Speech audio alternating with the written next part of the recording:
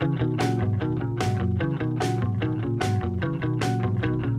everyone, welcome to this video. Now today I'm going to be taking a look at an album by Squeeze. I'm going to be looking at their third album, Argybargy, today. So I've just been doing my usual thing in this video, giving a bit of background information about the album, showing you my vinyl copy of it here, and then looking at each of the album songs in detail. So I must say, right from the off, I've got to give a big shout out to James Griffiths and his wonderful book, The Pop Music Played, which is like the biography that he wrote last year about Squeeze. A fantastic read. It formed probably the lion's share of my research for this video, but no, a really great book, like what I can't recommend highly enough. For any Squeeze fan, or anyone just interested in music in general. So as I said, this was their third album. It was released in February of 1980, and by this point, upon its release, Squeeze were arguably one of the biggest acts in the UK. The previous year, they had enjoyed two number 2 singles, 1979, Cool for Cats and Up the Junction. They were also touring extensively, which further boosted their profile, and this kind of boosted their profile was something that some of the band members, in particular, were not entirely comfortable with. Glenn Tilbrook recalled getting very paranoid when he started getting recognised down his local pub. So most of the songs for this album were written while they were touring America the previous year. So Chris Difford, who was the lyricist in Squeeze, wrote the lyrics while staying in New York, where he lived with his wife during the summer of 1979. And he said, and from James's book, and I think also Chris Difford's autobiography as well, he said that he found New York quite a strange experience, reporting again a sense of paranoia about going outside, feeling that he didn't belong there, and hence being in New York, the songs started to move away from the kind of the South London very British focused lyrics of earlier albums, and instead were taking in a much wider sphere of influences. He also reported feeling quite under pressure as well to come up with the goods, because by this point Squeeze were getting a lot of praise and hype, both from music critics who were kind of saying that Difford and Tilbrook represented the next Lennon and McCartney, but also among their contemporaries as well. I saw praising their songs. He kind of felt a lot of pressure to kind of outdo himself and prove himself as a songwriter. And this time that Difford spent in New York proved really productive. He would pen over 40 different songs, 11 of which made it onto the album.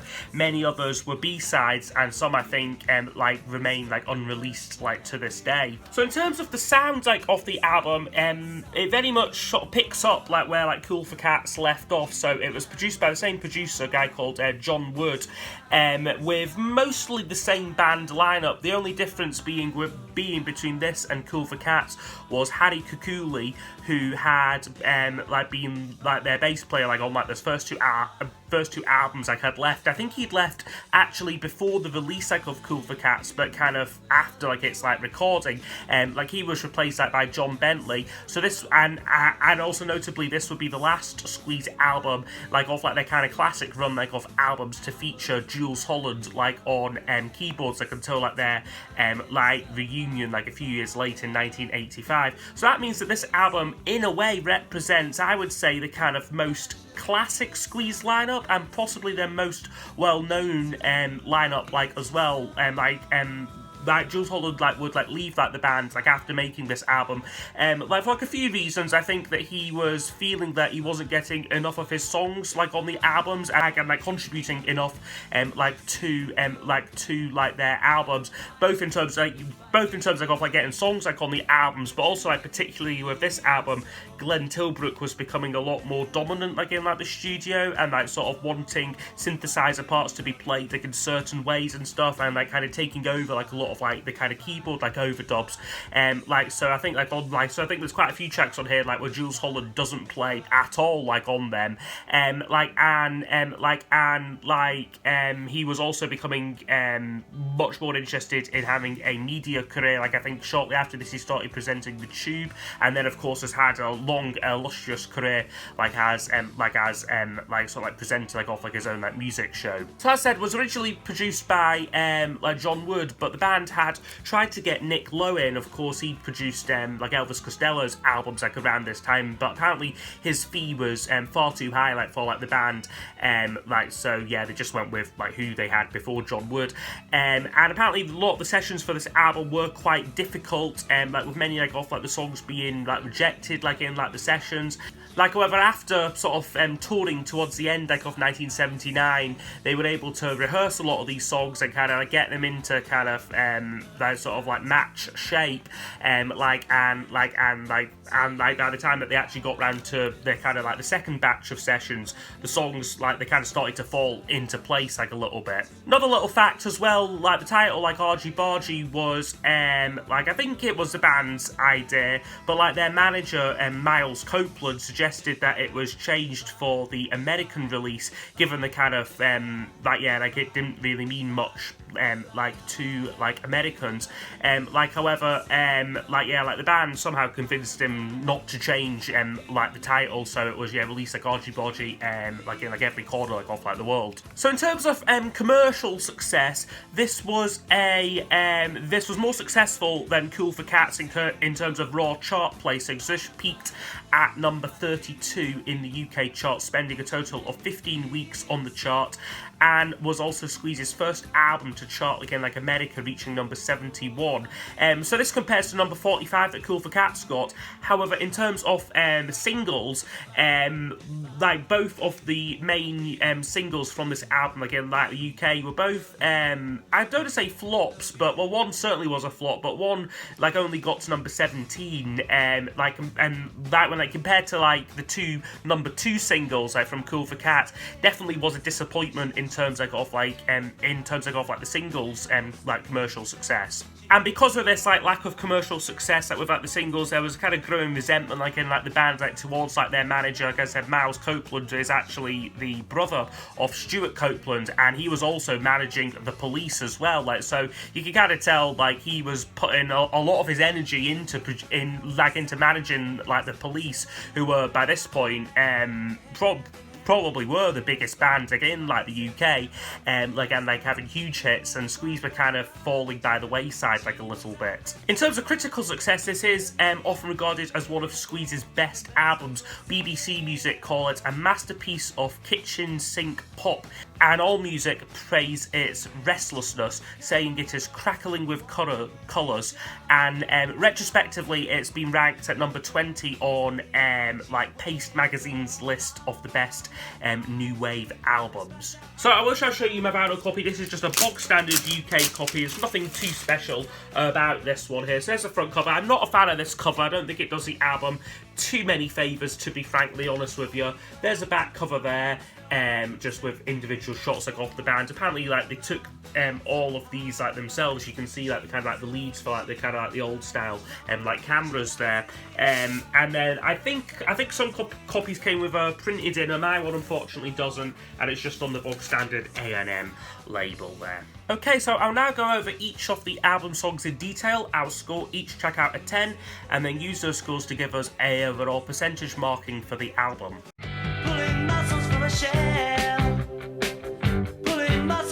So we kick off with a brilliant opening track, Pulling Muscles from the Shell, and yeah, this is just a brilliant song. It's pure power pop, and it is amazing, to be honest with you. The really vivid song in terms of its lyrics, very much paints a kind of picture of a kind of seaside kind of holiday, and for me it takes me back to a very particular kind of summer holiday when I was just discovering Squeeze, like, to like be honest with you. But yeah, it's chock full of like imagery of kind of coach drivers, souvenir postcards, and a kind of like sort of fun and slightly suggestive chorus that sort of like implying like a far-flung like holiday fling. And yeah, it's a great song. Musically, it's fantastic. This was also the second single taken from the album. Unfortunately, I don't have a copy of it, and it wasn't a hit, this one. It only reached number 44 on the UK singles chart, so quite a poor performance there, but I think a great track, and yeah, a true Squeeze classic there.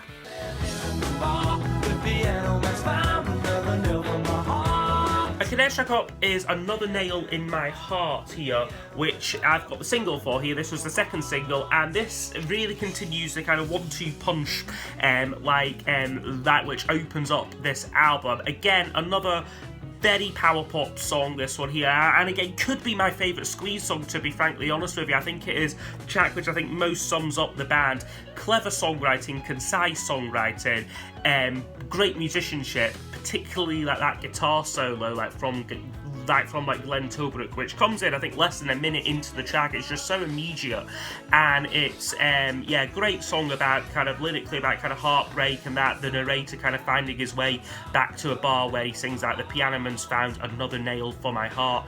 And I think, as I said, I've mentioned that guitar solo there, this was the first single from the album as well, so I would have expected it to do alright. Only reached number 17 though, so a real underperforming single here for me. I think should have been a definite top 5 hit there. So yeah, Another Nail in My Heart, would you get a 10 out of 10?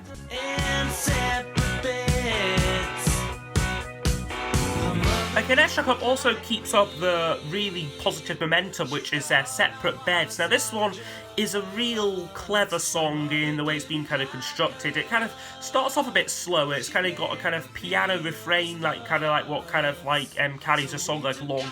But there's so many different kind of building blocks to this track. So you've got that kind of slightly slower and slightly more sophisticated piano bit, but then you've got this kind of then as the chorus kind of ramping up, you've got like these kind of very heavy guitars coming in, and then there's this almost kind of synth pop kind of chorus where all the other instruments drop out, and you get these kind of the kind of classic kind of Squeeze vocal harmonies up against this kind of synth riff. It sounds very messy, but it just really works for me, and again is a really creative song musically. And also lyrically, I think works really well. Again, it's quite a relatable song about kind of parents not approving of their kind of children's sort of respective boyfriends and girlfriends. So there's some really witty lyrics on here, her mother didn't like me, she thought I was on drugs. My mother didn't like her, she never peeled the spuds. So yeah, very British lyrics, and very much kind of conveys that awkwardness of staying over at your other half for the first time, and apparently based on real life experiences of the band, as they kind of were sort of dating relatively middle class girls around this time. So as I said, yeah, very much musically squeezing out the top of their game, teamed with a really good lyric. So for me, I think we'll get another 10 out of 10 there for Separate Beds.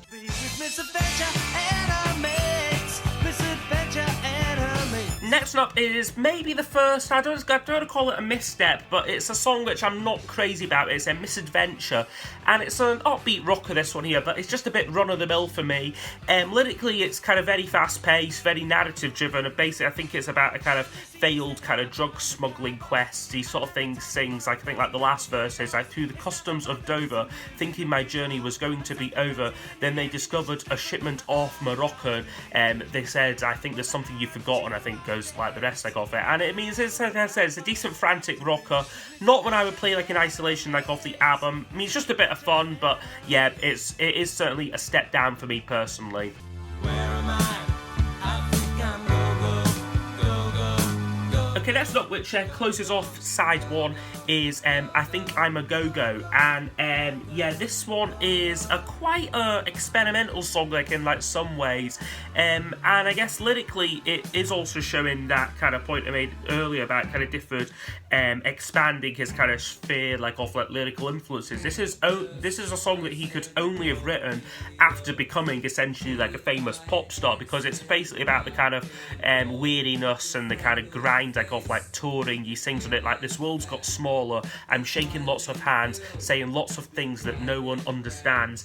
And then the kind of music, like in like the chorus and like the way that they kind of that's like repeat that, "I think I'm go go go go go go" bit, gives it this kind of sense of kind of going mad and that. So I think that what they've done with the music really fits like kind of like the lyrical theme like on it.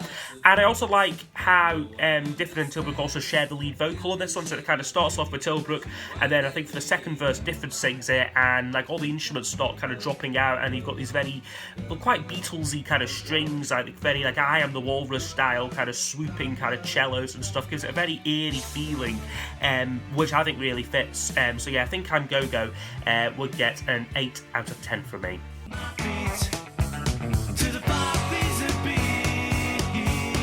Okay, next track up now, which opens up side 2, is called Farfisa Beat. Now, this song is just pure filler for me personally.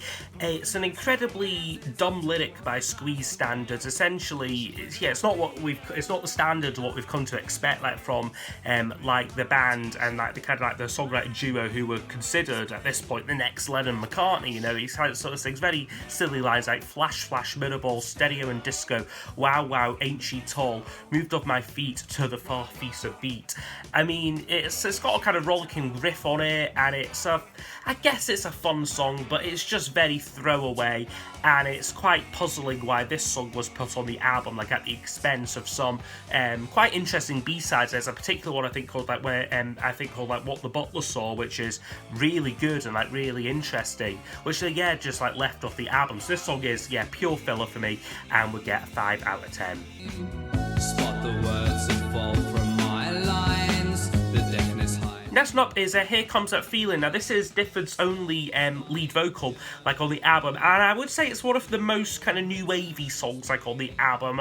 Some reviews I've read kind of compared this to kind of Syd Barrett's work, but I don't quite hear that in it. I think it's quite a dark song, this, you know, and like you could easily, I would say, imagine say a kind of band like the kind of Psychedelic Furs perhaps like doing like this song here. I think lyrically my kind of reading of it is about a kind of dissatisfied actor. He sings like on it like, "Tonight I'm cracking, I'm murder acting, footlit the visual of my lines." And yeah, I mean, it's okay, this song. It's interesting. I guess it's a bit of a departure like for Squeeze, but no, for me would get a 7 out of 10 overall. Remember your first nibble, when best friends were so little. Okay, next up is called Vicky Verky. Now, this one is a narrative-based song in a kind of similar vein to like Up the Junction, in the sense that it lacks a chorus, you know, it's all narrative verse kind of driven, this one here. And again, the kind of narrative of this one is about a kind of girl's partner who gets sent to jail just as she like becomes pregnant like with like their child. She then decides to have like an abortion, but later they reunite and the song has a kind of happy ending to it. So there's some very literate like lyrics on it, like with like he sings like, "With her hair up in his fingers, the fish and chip smell lingers. Under amber streetlights, she holds the law in her hands. And the moistness of the damp night falls slightly through the lamplight." And yeah, it's just, again, it's delivered really well by Tilbrook. He sings this song really great, and it's got this kind of it's a kind of rocking song, but there's a great solo. I love it. I love it. I think it's like it sounds like a harpsichord. It's very Kinksy kind of sounding, but yeah, it's just great. And then you've got this kind of, I think there's a key change somewhere like in there like as well, because it just seems to like after that, it just seems to kind of lift off and kind of like sort of like for like it's kind of happy ending sort of thing, kind of changes key. So I think a really great song here, and probably should have been like a single. I think was definitely single worthy. So yeah, Vicky Verky for me would get a 10 out of 10. Really good song.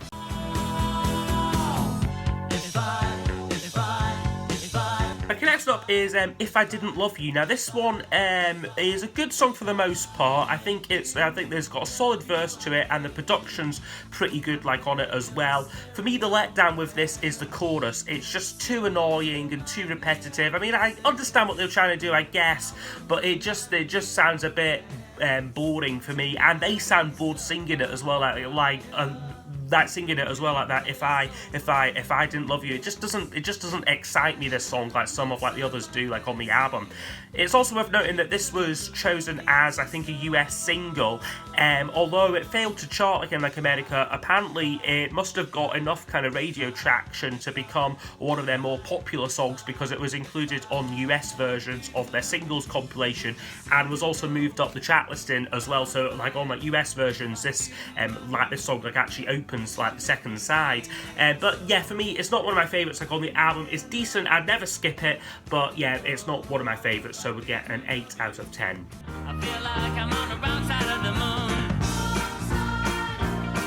Okay, next up is Wrong Side of the Moon, which is the Different and Jools Holland co-write on the album. And I mean, it's an okay song, this. It's got kind of Jools' kind of trademark boogie-woogie feel, piano-led feel on it, which he's kind of become like synonymous with. I mean, it's a fun little number, but very much for me fits into the kind of filler column a little bit like on the album. And I mean, I guess I guess, like I said earlier, one of the reasons why Jools Holland left the band was because he wanted more of his songs. But in a way, if this was the kind of material that he was kind of coming up with, I'm always quite glad that he left the band to get on with it, because it doesn't do much for me, this song, to be honest with you. And yeah, we'll get a 6 out of 10 overall.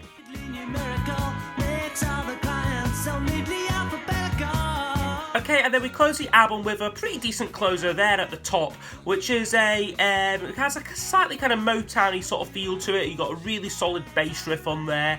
Lyrically, it's a kind of another kind of quite suburban song about a kind of like ambitious kind of young like office like secretary like and like that. I mean, it's a good song. It's not standout material, but I think it's a decent closer. They sing it really well, and yeah, for me, we'll get an 8 out of 10.